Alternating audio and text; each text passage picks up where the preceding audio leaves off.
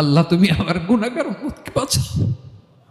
বিশ্বনবী আমার জন্য কাঁদবেন, আপনার জন্য কাঁদবেন, আমাদের জন্য সেদিন কেঁদে কেঁদে জাহান্নামের দরজায় দাঁড়িয়ে আমাদেরকে টেনে টেনে জান্নাতে ঢুকাবেন। কিয়ামতের ময়দানে ওই বিভীষিকাময় সময়ে মুসিবতের কালে মানুষগুলো পাগল হয়ে বিশ্বনবীকে খুঁজতে আরম্ভ করবে।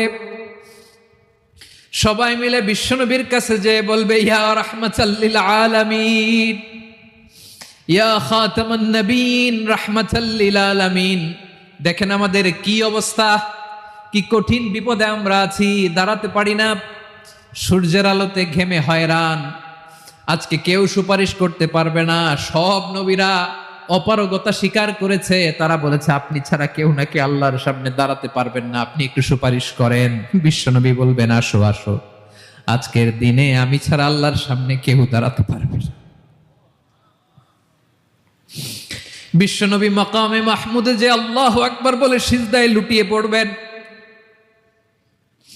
আল্লাহ রাব্বুল আলামিন বিশ্বনবীকে এমন কিছু চমৎকার শব্দ শিখাবেন, ওই শব্দগুলো দিয়ে আল্লাহর প্রশংসা করে বিশ্বনবী কাঁদতে আরম্ভ করবেন।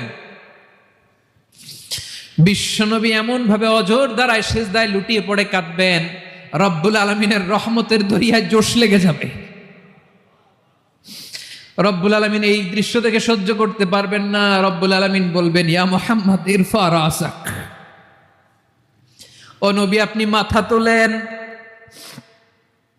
মাথা তোলেন, আপনার কান্না আমি সহ্য করতে পারি না। নবী আপনি মাথা তোলেন, সাল তুতা, আজকে আপনি যা চাবেন তাই দেব। নবী আপনি সিজদা থেকে মাথা তুলেন, সাল তুতা,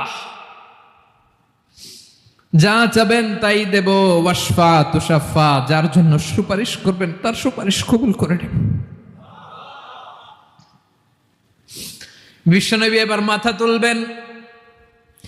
যে বিভীষিকাময় সময়ে প্রত্যেক নবী বলেছেন আমি পারবো না, প্রত্যেক নবী বলেছেন নফসি নফসি, আমার কি হবে আমি জানি না, আল্লাহ আমারে বাঁচাও। প্রতিটি নবী বলবেন নফসি নফসি, আল্লাহ তুমি আমারে বাঁচাও, আমারে বাঁচাও। বিশ্বনবী মাথা তুলবেন, তুলে বলবেন রব্বি হাবলি উম্মতি, আল্লাহ তুমি আমার গুনাহগার উম্মতকে বাঁচাও।